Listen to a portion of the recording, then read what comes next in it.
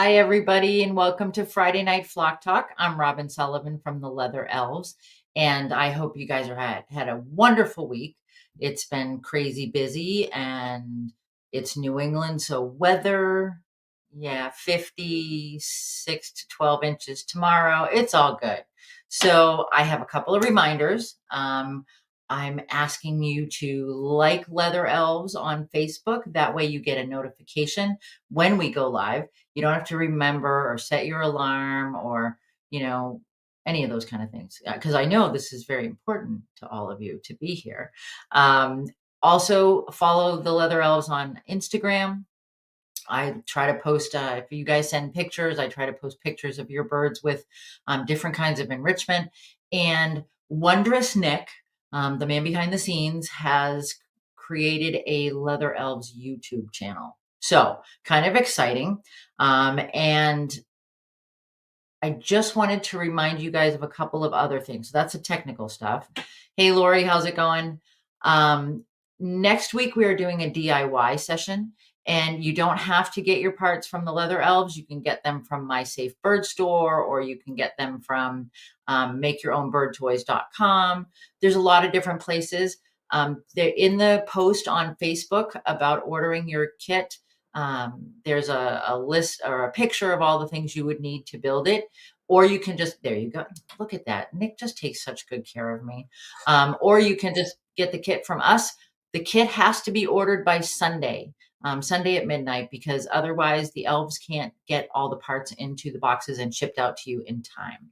So next Friday night, we're going to do a DIY. Even if you don't buy the parts, stop by and listen. It's kind of going to be fun. We'll do some talk about foraging and things like that. So that's next week.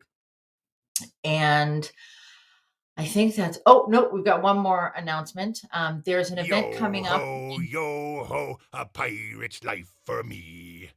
Nice, right? So, Treasure Coast Exotic Bird Club is having their 25th annual Exotic Bird Expo Sunday, March 20th from 9 to 4. And that is in Florida at the Martin County Fairgrounds. I think it's well worth a trip. I personally would love to be there because I know there won't be 6 to 12 inches of snow. I can guarantee that. Of course, my Florida friends are a little whiny that it is cold, but there won't be 6 to 12 inches of snow. So check out the Treasure Coast Exotic Bird Club, their expo if you're down there, and say hi to all the Floridians for me. All right, so tonight I have the pleasure of introducing you guys to someone who has been first a colleague and then a friend. This is Catherine Vine. Hi, Catherine. How's it going? Hi, how are you, everyone? I'm excited to be So here. I'm going to tell you guys a little bit about Catherine, and I'm going to read it, even though the stories I could tell you about Catherine are probably way more interesting than her bio. Okay, so Catherine started her career as a bird keeper in 2002. Since then, she's worked at several facilities with a diverse collection of birds. She has managed several large aviaries with dozens of birds, including a lorry and a lorikeet public feeding experience. Catherine enjoys incorporating husbandry training into her daily routine and also loves training behaviors that showcase a bird's natural abilities for guests, such as hovering or catching food on the fly. Catherine served as a board member for the International Association of Avian Trainers and Educators. She has presented on a variety of topics, including training multiple birds in one aviary. Currently, Catherine works as a keeper in the tropical rainforest area at Woodland Park Zoo. So, so Catherine is an East Coaster originally, but now she's out there in the West Coast. So we started a little late tonight because I wanted to make sure we got an hour's worth of Catherine because it's well worth it. Thank you for the accommodation for the Pacific Coasters. There you go. So, Catherine, how did you get started? I know, but our listeners don't. How did you get started with birds? Yeah, so I, like lots of people that loved animals, growing up, I figured I was going to be a vet because that's what you did if you loved animals. That's all I knew. So I was pre-vet in college. I externed at a vet hospital nearby my school, and I hated it. I was miserable. I didn't like dealing with sick animals all the time. I didn't like kind of being the person that they hated seeing and seeing them sort of at their worst. And it was emergency medicine, so it was really at their worst. And kind of having to treat them with a little bit of a disconnect to get yourself, through the situation. And definitely wasn't for me. So I'm glad I had that experience. And then I just looked around for some internships that had literally anything to do with animals and found one at the Philadelphia Zoo. It was in their education department, but it did work with some animals. Started there, fell in love with it, loved being at the zoo, loved talking to people about animals, and met some of the zookeepers and realized that they were more or less just regular people. I'm not going to call them regular because they're a little quirky, but that was actually a job that you could do. And it never occurred to me because it seemed sort of far out there. But once I decided that, I just interned and I volunteered as much as I could until I could get hired. And I was super fortunate and was lucky enough to go to South Africa and Kenya for a few weeks as part of an animal behavior course right at the end of school, and fell in love with the diversity of bird life out there. It's unbelievable, and just so many cool birds, and birds of all different kinds doing crazy things all the time. And everybody else is looking at the elephants and I'm looking at the bee eaters and the rollers, and realize that maybe that's where I should work then, what I should get into. And I've worked with mammals here and there in my career, but birds are really my heart and soul, and that's what I always want to come back to and stay with. And what I've done really my whole 20-ish years now, I guess. So yeah, I don't think they're ever going to sway me over to the mammal side. Yeah, those fur babies are not as cute as our feathered ones. You're working right now with some babies, aren't you? Yeah, we have a few. We typically let our birds here, like most zoos, we let them parent rear, so we really don't want to interfere unless we have to. But yeah, on the occasion that we do some hand rearing, always with the intention of keeping them as bird-like and wild as possible. So, kind of the opposite of birds that you're raising for shows or for education programs. We're, trying to rear them with a different objective. So yeah, it's pretty exciting. And we're lucky here. We work with a lot of breeding programs. So we do get to see a lot of a lot of birds raising their own chicks and succeeding and troubleshooting it. Yeah, it's pretty awesome. Nice. So, do you currently have any companion parrots? I do. I have two kiddos that have been with me my whole zookeeping career. Actually, I got them a few months in, and been with me ever since. I have one Jende Conure and one Red Lorry. I did not name them, but the Red Lorry is named Reds, and what they thought was a Sun Conure is named Sunny. He is in fact a Jende, but he's still Sunny. It's been too many years. Yeah, they were birds that a family couldn't take care of anymore after they had kids, and we got a call at the zoo saying, does anybody want to take these birds? And at that point in my life, I was ready to introduce some companions into my house, and here we are a lot of years later. But they're great kiddos, and they're wonderful buddies. And it's funny when you meet someone who you weren't dating when you got your birds, and then you were later. And it's easy for her to say in the beginning, like, oh yeah, it's fine, the birds are great. And now 10 years later, I think perhaps she regrets that. But she's learned to love them.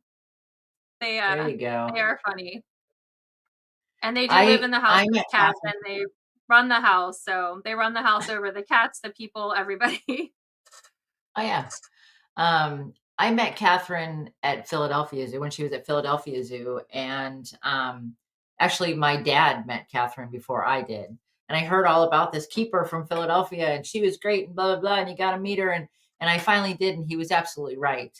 But the first zoo bird, not a parrot, that we ever made a toy for or an enrichment device of any kind was the condor that you worked with at Philadelphia Zoo.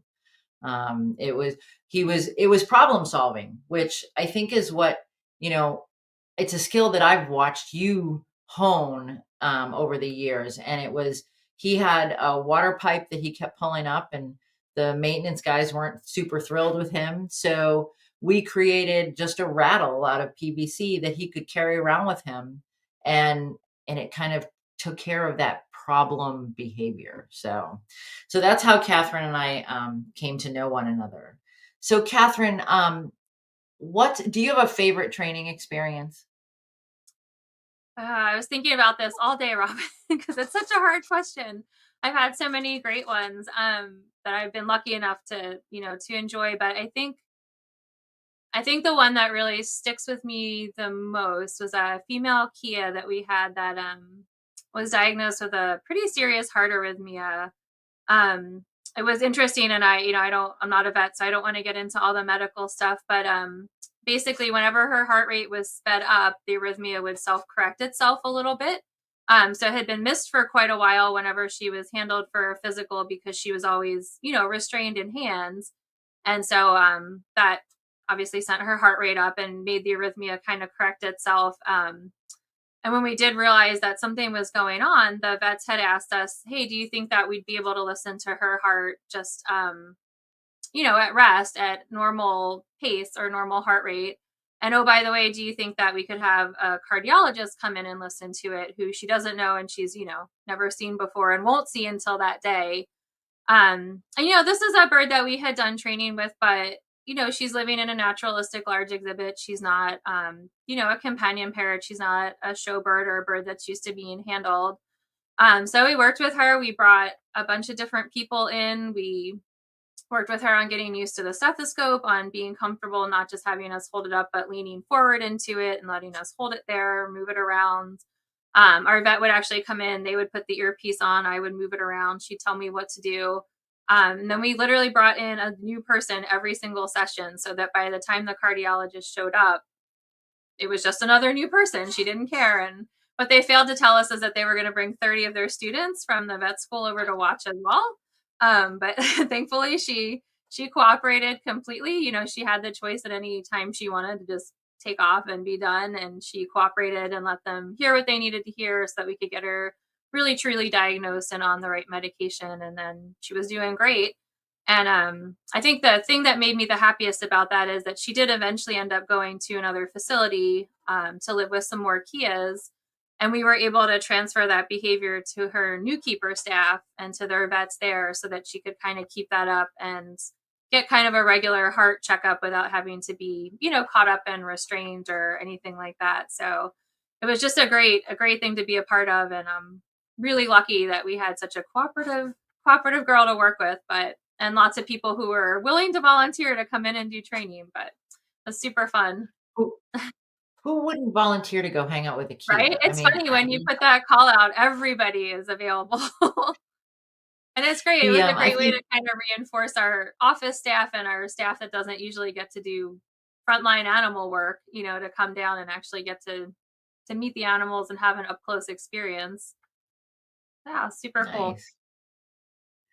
I think a lot of people, look at training, and when we talk about training, we'll talk more about some of the behaviors that you've trained, but it's there's so many steps that go into something like that, and so was she housed alone when you were doing that training? She was not. Nope. She was housed with her. I'll call him her buddy. They were tolerant of each other most of the time, and he was very, very tractable. He had been, partially hand reared, so he was very easy to work with. So we actually tested out the stethoscope behavior on him first, so that I knew, because he was just a lot easier to work with. So I knew kind of exactly how to progress when we moved on to her, so that we weren't kind of taking a lot more time with her and stressing her more than we needed to, or pushing her past her tolerance. But yeah, he was our little test dummy for us.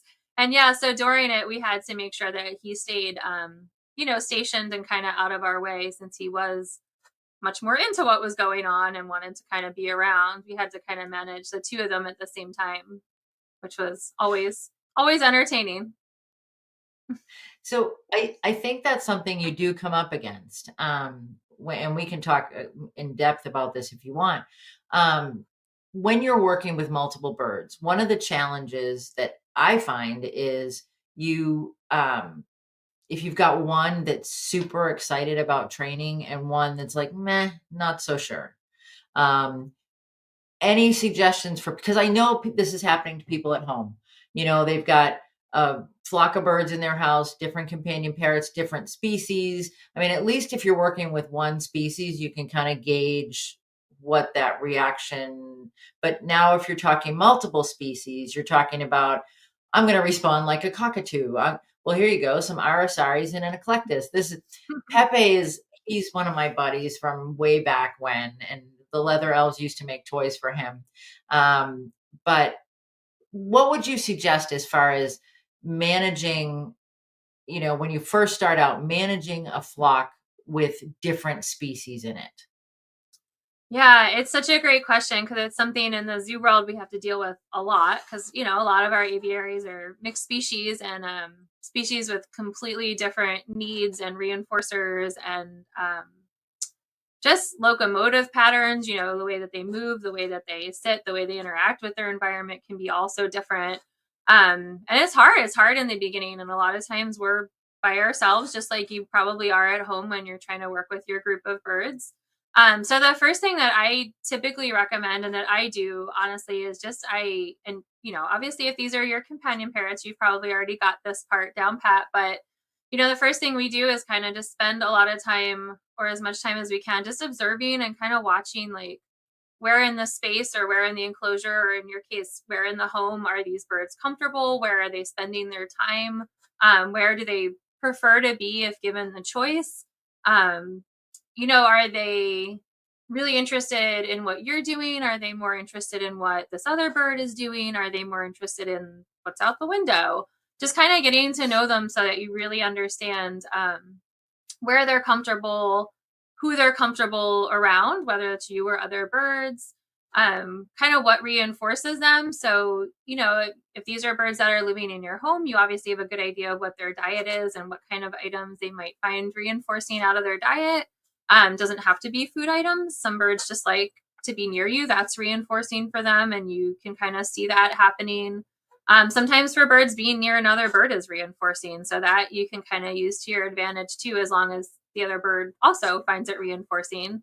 And then once you kind of know those things about your birds, it's a lot easier to kind of design in your head kind of what you want the final product to look like. So, what you guys see in this video didn't happen overnight. We didn't just walk out there and get all of these, I think there's 6 birds in this video, to kind of understand what we were asking.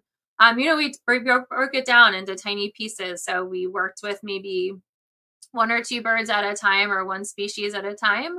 And then we kind of added things on as we went.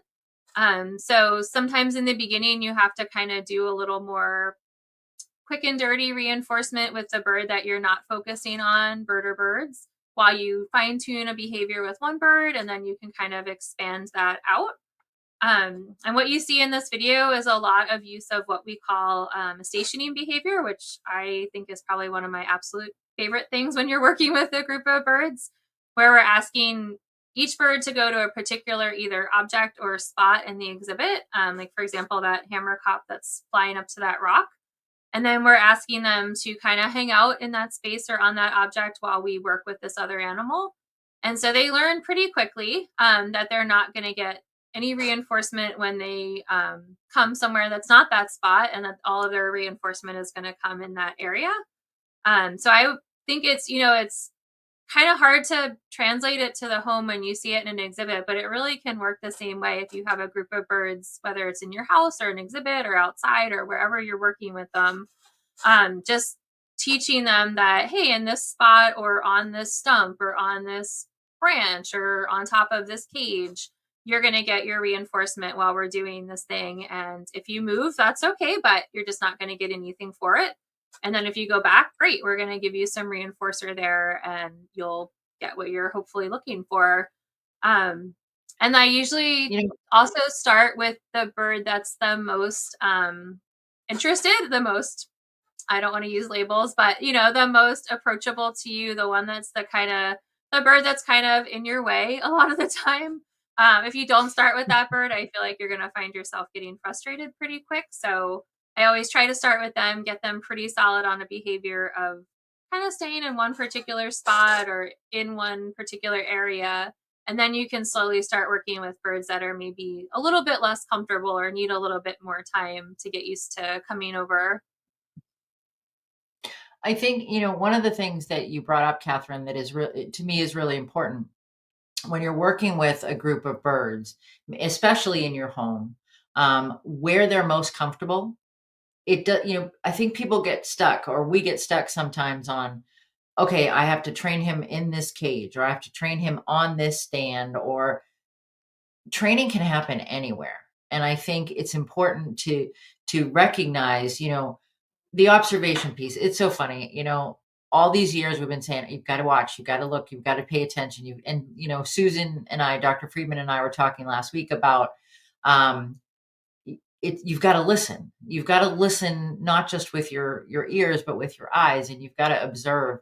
And your birds will tell you what works. And maybe one being, on the play stand, or, the play gym, and if they're comfortable there and they'll stay there, they'll station. You can work with another bird in another location, and just having that bird close by. But I think you need to take advantage of wherever that can happen safely and effectively. I mean, have you had an experience where, you know, you weren't sure where exactly you wanted that to occur? I mean, like with the Inca terns, obviously they were on that wall, and the hammerkop was on the rock. But has it ever just kind of happened? Yeah, absolutely. So actually, whenever I design training plans, I have this great idea in my head, and then you start the process and it all falls apart really quickly because they tell you that they have a different plan in their head, and that's fine. That's great. That's their choice. That's their control over what they're doing. We kind of spent just a lot of time watching and learned just from our daily care in that exhibit that the terns just really enjoyed being on that wall. So we were like, that's great. This is the perfect spot. You couldn't ask for a better spot. With the exception of the fact that the public or guests in the exhibit could actually walk right up to that space. So that did make it a little bit challenging at times. That was the only downside to that great, beautiful flat surface. But that's just a space that the birds really enjoyed or seemed comfortable being on their own.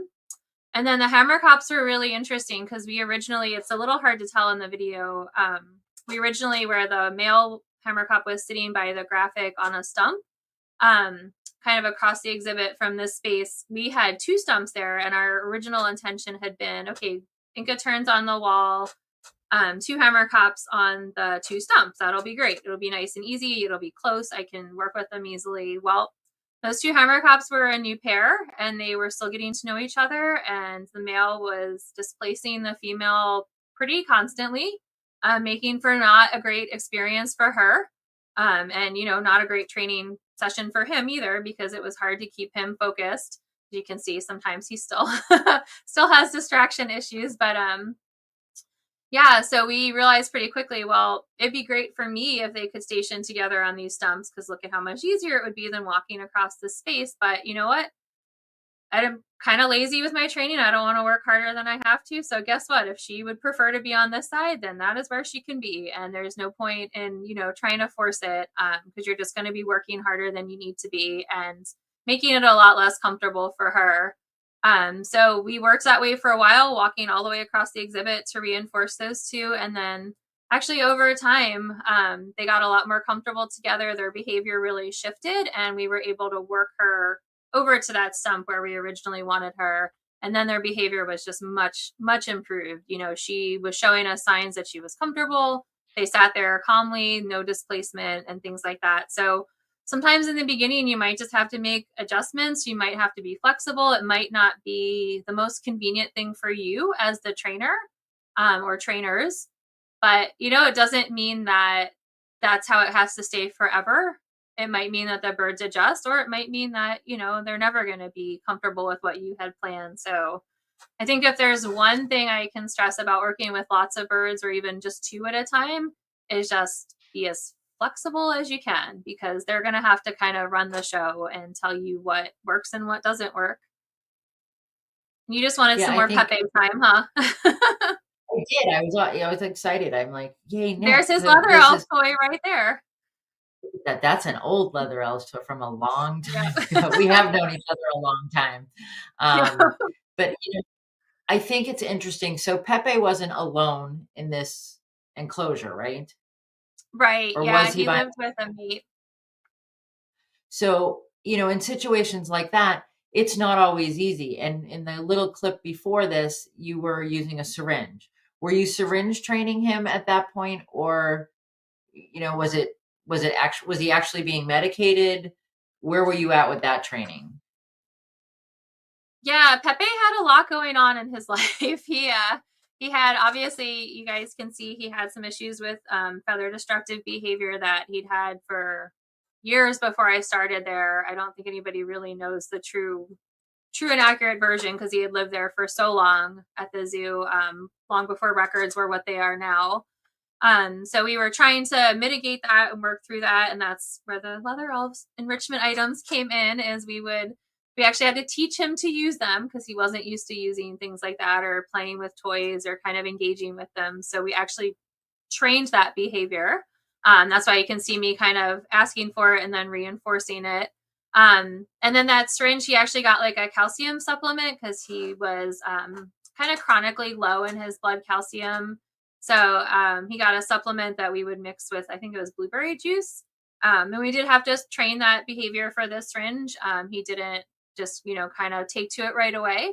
So one of, kind of gross, but one of Pepe's favorite treats is wax worms, those little kind of larvae that you can get for like pet reptiles and things like that. We use them a lot in the zoo world. Super little delicious balls of fatty insect. That was his absolute favorite. So we would actually kind of in the beginning take that and mash it onto the syringe tip, and then he would get that reinforcement, and then we'd push a little bit of the medication out and then reinforce him again for taking it. So he was great though. He was so interested in engaging with the keepers once we started working with him. A lot of his kind of over the top screaming or kind of tending to try to bite people, things like that, all not ever went away completely, but really decreased a lot at times. And I think he just really enjoyed being challenged. He seemed to really like learning new behaviors. He learned so many over the years. And, he's a bird that for various reasons lived in a lot of different enclosures while I was there. And, we worked together for pretty much my whole career at that facility. And he always relearned the scale behavior in no time. He learned to crate in no time. Like he was just so good at adapting to a new situation all the time and just, okay, we can do this. This looks a little different now. That's fine. Let's roll with it. And yeah, it's one of the things that it's really important with all animals, and it's particularly important in the zoo world to just, kind of build in that adaptability and that resilience in your animals. And it's great if you can do it in your companion birds too, because you never know what's going to happen if somebody else is going to have to take care of them for a while, or you're going to move, or be in a new situation. When we drove across country with our birds for our move out here, it was a long trip, and it was a couple weeks in a hotel when we got here until we had a place to live. And they rolled with it. They rolled with it, I think, better than we did. But it's yeah, it's great. It's great to see that in your birds, and great to see them kind of building up that flexibility and that trust that no matter what the situation, they'll kind of come back to training and kind of use that as almost a secure thing that they know. And I think, when you brought up training Pepe how to play, I think, or how to interact with that enrichment, I think that's a great kind of starting place for if you're working with a group of birds. If you've got, one that's particularly fond of interacting with enrichment, maybe you set that one up with some enrichment on a play stand or in a cage so that they've got some. It's kind of like when you're watching toddlers. You've got to kind of, I'll keep these guys busy over here while I do this with this one here and I do this with that one. And you've got to be aware of everything that's going on. And one of the challenges I, think comes up a lot when you're training or has for me when you're training multiple birds, is bird on bird aggression. And so any suggestions for people if they're experiencing that, they've got that one bully bird that's going to be nasty to everybody else while the training session's going on. Any suggestions for that? Yeah, yeah. Let's talk about that with my birds at home. They have that problem.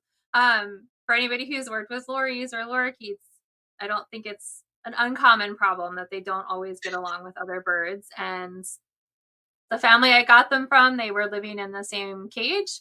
I'm shocked by that now, but they were both really young at the time and had other problems going on and health issues and such. So I guess it worked temporarily, but even when I separated them into two enclosures, it worked well for a while. They could be out together, and then at some point that just fell apart. And the Lori just, if he's out anywhere near that conure, he is gonna go after him. And we tried so many things. Sorry, I don't know why that light is flickering, but um, we tried to reinforce them both on top of their own cage. We would only have them out for a few minutes so we could spend a lot of intense time, trying to monitor it. I tried sort of every trick I had in my playbook to just mitigate that and make it a safe and good experience for them both. And to be perfectly honest, we never won that battle. And I don't think we were ever going to win that battle. And I don't think that it was ever going to be a situation where I felt safe about it. They're both flighted. The lorikeet, he's strong, he's big, he's tough. But the conure likes to start stuff. So unfortunately, he didn't really learn that he should probably not do that. So it is kind of who they are. And we've tried multiple times over the years to sort of edge back into having them out at the same time. And it's just never going to be a situation I feel comfortable with. So I do think sometimes we put a lot of pressure on ourselves and on training and think that we can work through anything. Is it impossible for us to work through that situation? Maybe not. Is it realistic and comfortable and the right decision for those two birds? I don't think it is anymore. And so we made that decision. And so they are separated for their time out. They don't do well in separate rooms for whatever reason. They like to be near each other in that sense and see each other and hear each other, because we've tried that too. So they're in the same room. They're housed, side by side, and they both get time out just separately in the evenings. And that is what it is. It makes it a little more challenging. It's not ideal for me, but so be it. Well, Lori brings up that, Lori says her one Kaik hates her other birds. And Lori, that's not, I don't think that's insurmountable. And I think Catherine brought up a really great point, that sometimes you got to take that step back and go, this is not the battle I choose. This is not the scenario I choose. Maybe, okay, when Susan and I were talking last week, one of the things that came up was, do you like everybody you meet? Are you immediately friends with everyone you meet? You're not, but we expect our birds to do it all the time. And Laurie, what I would suggest, and we'll see what Catherine has to say, what I would suggest is train that bird under protected contact while you're working with the others outside. And for anybody that hasn't heard the explanation of protected contact, it's when there's a barrier of some sort between you and that animal, or that animal and another animal. So I would work with the Kaik in the cage, and the other guys could all be out doing stuff. But he's still getting reinforced for behaviors you're cueing. He's still got the choice to participate or not as birds, but it's keeping everybody safe.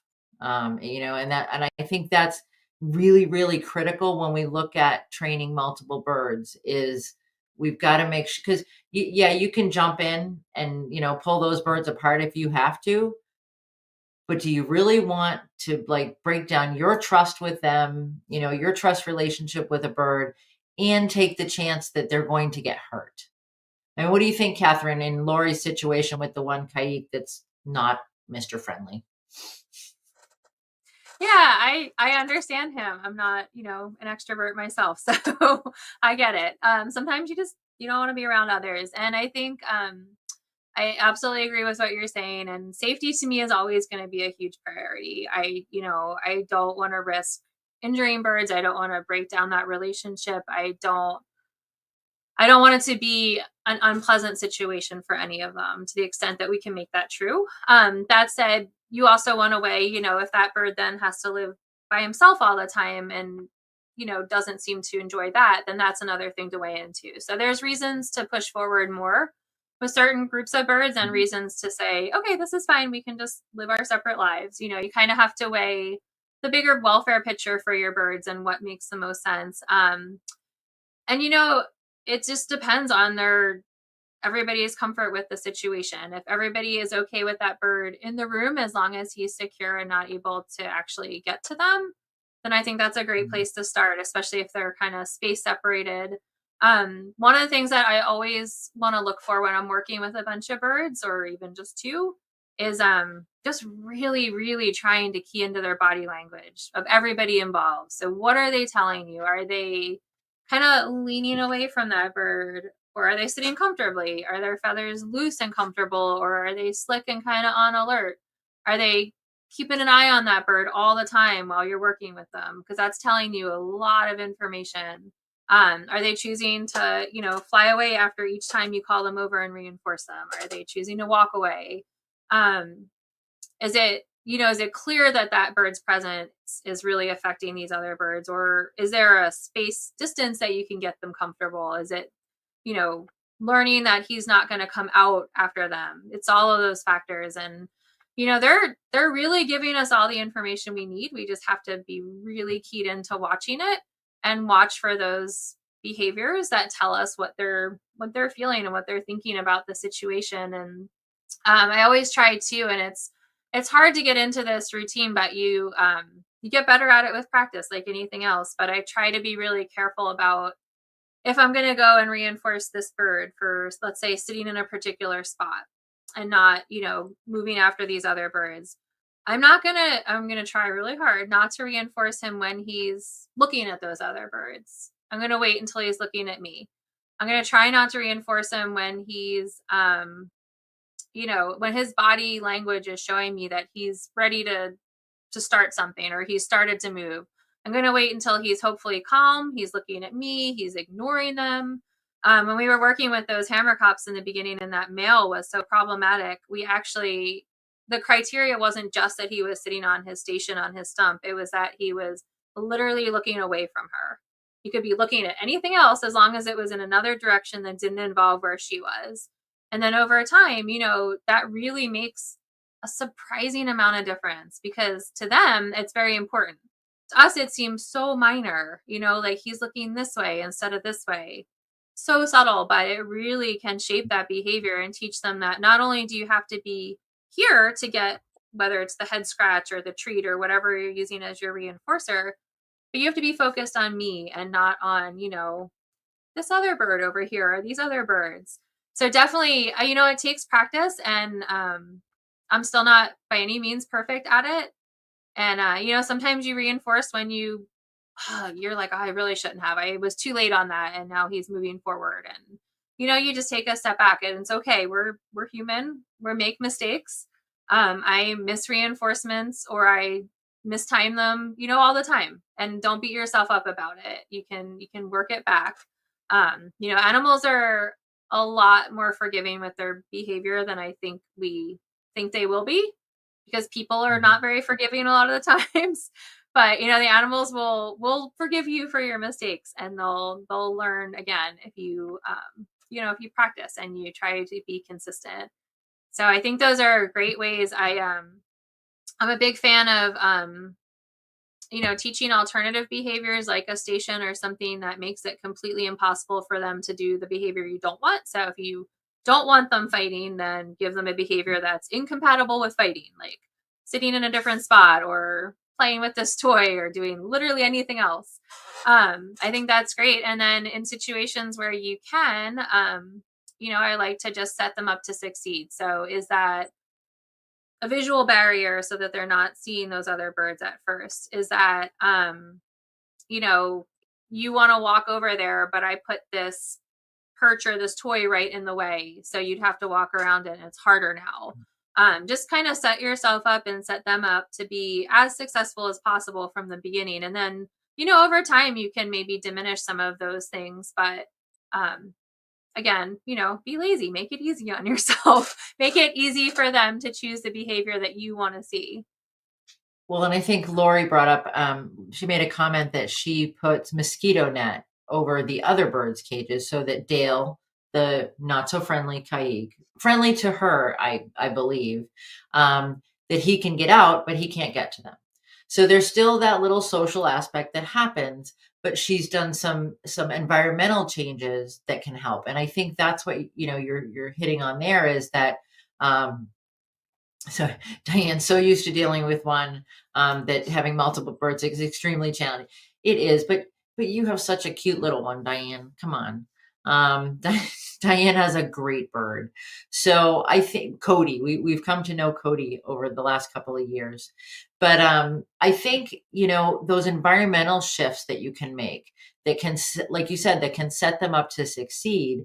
You don't want to just kind of, it's not an episode of, Ace Ventura, where you put the hands up and they all come to you and it's this wonderful group training session. That doesn't happen ever in real life, right? Am I right? I mean, Never, I think, never. it's not you Unless open up there's all a the fight and doors. they all come to you for that, but This you is don't true. want that. Or, you don't open up everybody's doors all at once and then be like, okay, what's going to happen now? It's it's got to be much more methodical than that. It's got to be, Catherine kept talking about the observation piece and watching their body language. Are they looking this way? Are they looking that way? And that's another, situation. I mean, Jack and I always told you guys to tape your training sessions, videotape your training sessions. And sometimes it's worthwhile, just so forget that you're even there. Videotape the session and then watch what the birds do, you know? And there's little subtle things that when you're looking over here working with this bird that's to your left, the bird on your right, you didn't even see the complete rouse that happened. So now you don't know how very comfortable that bird is. I mean, Catherine, do you tape a lot of your training stuff, or I don't, because I'm not as tech savvy as I should be. you need a And Nick in your life? I do need a Nick in my life and a better phone and a better camera. But yeah, it's just not something that's on our radar a lot. But when I go back and look at things for presentations, I see it and I'm like, oh, now I see. And it certainly, if we're struggling with a behavior, or there's something that, you're really like, I don't understand why this is happening. It's always good to get a second set of eyes, whether that's your own eyes through a videotape, whether that's a friend of yours, whether it's Robin or it's somebody that that can just kind of watch, because it's hard to see it when you're in it. And it's one of the beauties of working in a zoo is you have other keepers around, and a lot of our birds are getting trained by multiple people on different days. And so we can kind of all say, here's what I'm seeing. Like, are you seeing this? Or we can watch each other's sessions and we can give feedback. And it's not meant to be critical. It's not meant to be a judgment of how your session went. It's meant to be like, oh, hey, I saw this thing while you were reinforcing bird A. Bird B was doing this thing and was side-eyeing them, and no wonder they moved away or whatever you didn't catch. And one thing too that has always stuck with me, and I actually think it was Susan that first said it, is the example of kids, how if your kids are quietly engaged in some activity in the other room, you are ignoring them and getting some stuff done. You're doing laundry, you're whatever you need to do, because they're happy and they're quiet and they're calm. And then as soon as they start fighting with each other or screaming or getting rambunctious or coming in and, bugging you for a snack, that's when you start engaging with them and responding, and for better or for worse, depending on the moment. And I think that we make that mistake with our animals a lot too, is we ignore their calm, easy behavior where they're doing kind of just a nice, pleasant thing. And we react when there's something that we don't like, either screaming or aggressing on someone or whatever it is, chewing your furniture. So I think it's hard as people. That's kind of how we're programmed. That's how we grow up. But if we can start reprogramming our brain to pay attention to, hey, I don't hear them screaming right now. Maybe this is a good time to go engage. Or, hey, this bird is actually sitting quietly playing with a toy and not pestering its buddy over here. Maybe I'll take this moment to engage with him instead. And, it's hard. I find it hard because we're busy and we're doing other things all the time. But really trying to just focus on the behavior that you want to see versus what you don't want to see, and always making sure that you're not just telling them, hey, stop doing this thing, but do this thing instead. Because it's so easy to just try to get them to stop a behavior without saying, like, what would I rather see them do instead? Let's work on that. Um, and a lot of times with our birds, when they're not doing what we would like them to do, we try to just ignore it and we don't offer any kind of reinforcement, whatever we think the reinforcement is. Hopefully it's the same as what it is. um, and then we try to just, re-engage when they're doing what we'd like. But it's hard, it's hard to get used to doing that. And obviously, in a safety situation, you can't always ignore behavior. Like Robin said, sometimes you have to jump in there and interfere, and then you work back from that. But I don't mean to imply that, if they're fighting with each other, you should just ignore it until that works itself out. But yeah, just trying to focus on those brief moments, even if they're super brief, in between those displacements or those kind of behaviors you don't like, I think goes a long way too. And apparently with your kids, I can't speak to that. Maybe Robin can, but It definitely works, except when they're really quiet, and then you worry about why are they being so quiet. yeah. But so when you're doing a training session, if you were going to work on that behavior with the Inca turns or the hammer cop, how long was your average training session? Yeah, it's a great question because it's something that, in the zoo world, we struggle with a lot. We're very busy. We have a lot going on, not just training, but a lot of husbandry things, a lot of conservation things, or other things that are going on, or meetings or commitments. So we're not able to spend, the time that I would maybe always love to on training. A lot of times it's just part of my normal routine. So I'm in there cleaning the exhibit, and then I'm putting food out, and putting food out as part of the training session. And we kind of use that time and we grab it when we can. You would be surprised, I think, at how fast birds can learn behaviors and how little cumulative training time they can learn something. So, other than when we were engaging with guests, like in this situation here, if we were just out for a training session with those birds, probably 10 minutes at most. And a lot of that is putting out, your stations and kind of getting set. Um, and I like to say that I like to try to make my training sessions just slightly shorter than the bird's attention span is kind of what I'm aiming for. So I don't want to push it to the point where they are clearly losing interest and are, kind of piecing out on the session. But I don't want to end it abruptly if I have the time to give them that chance if they're still really engaged. So you kind of gauge it on them. You kind of get to know what their comfort level is with the time spent.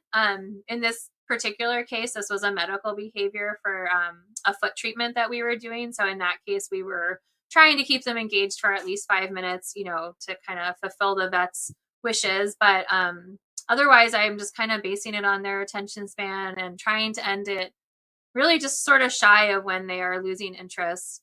But I would say in the most case for most of our training, we're talking 5 minute, 10-minute sessions. If you're talking about Kias, you could go a lot longer because their attention span is infinite. But, for most of our birds, it's not going to be all that long. And so we're just trying to capture these little moments when we can. Might be multiple times during the day. And that every time we're in there, we're really having a training session, whether we call it that or not. So we're just trying to capitalize on that and, take a little bit of time while we're in there already. But I don't think that they need to be hours out of your day. Unless your birds are super into it, and then they absolutely can be. But you kind of have to just balance what you have time for, what they have tolerance for or interest in, and kind of go from there before And you I start think seeing, you behavior breakdown. Right, and you need to offer them, if possible, offer them that choice to participate or not. If you're working with your whole flock at home or a couple of members of the flock, if you've got multiple birds, you want to make sure that they do want to participate. And again, they'll let you know that. And so, if you everybody's out, everybody's cooperating with each other, and there's no, fighting going on or whatever, and one decides, I'm just going to kind of go over here and play with this toy, that's okay. It's just not engaged, and that window of opportunity to earn a reinforcer is closed for now, but it's just because they're not engaged. And if they choose to come halfway through the training session and interact with you, that's fine too. It's not like you're training them, for a show where they've got to come out at this time. You're not training latency because you haven't requested anything. So if you've got everybody in your working and by latency, I mean that you've asked for a behavior and the animal clearly does nothing or doesn't do what you have requested, and then you request it again and they still do not what you requested, and you request it again, and then maybe around the fourth time they do it and then you reinforce it. You've now taught that animal that I can hang out here for as long as I want, and if I eventually do what she's asked, then I can get that treat, that reinforcer. And so if you've got a whole group of birds and one chooses not to engage in that training session, it's okay, because you haven't asked for anything. As soon as you start asking and then if they're walking away or they're flying off or they're no longer engaged, you kind of need to start that over again. So Catherine, um, any suggestions on what you mentioned, like how they move and the different way, so I think it would depend on whether people's birds are flighted or not. Mhm. Um, and if so, with a flighted bird, if you've got a flock of flighted birds, what's your best tip for how to kind of manage that? I'm here, I'm gone. I'm here, I'm gone. That behavior.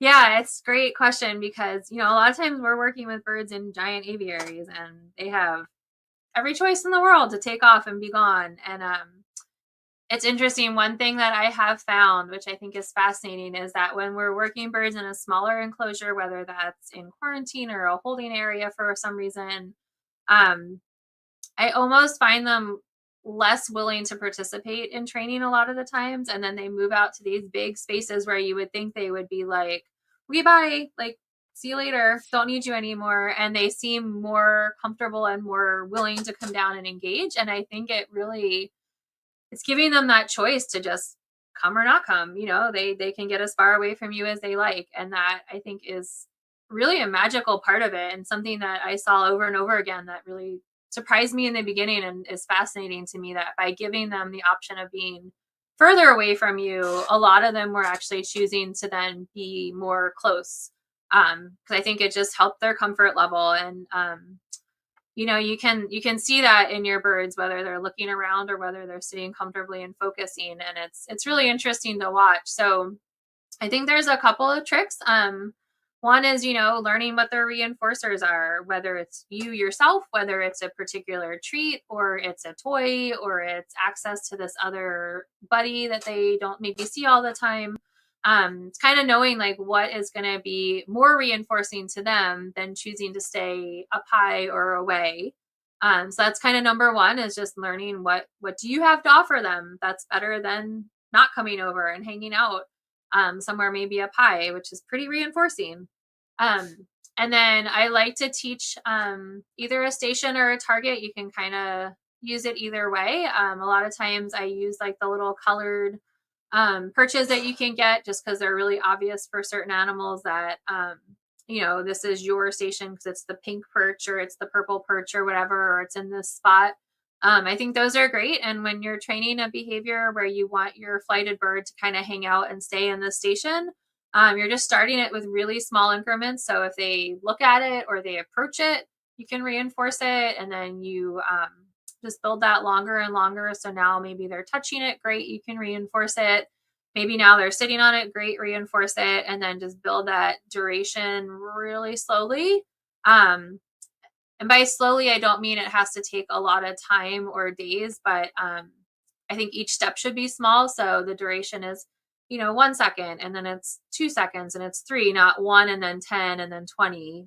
Just kind of building it up. But that can all be within one training session. That can be very, very quick if you want, as long as they're engaged and cooperating and doing the behavior well. Um, and that's kind of how we start. We just start seeing, where they kind of are comfortable hanging out. We make that their station area. We start reinforcing them for being near on that station. And then, if they choose to leave, that's fine. As long as you're in a safe setting for them to do so, that's not a problem. And, they just are not choosing to engage with the reinforcement at that time, and that's okay. And I think you will find that the more choice that you give them to leave, the less that they're going to be inclined to leave, which is pretty cool, I think. pretty neat phenomenon.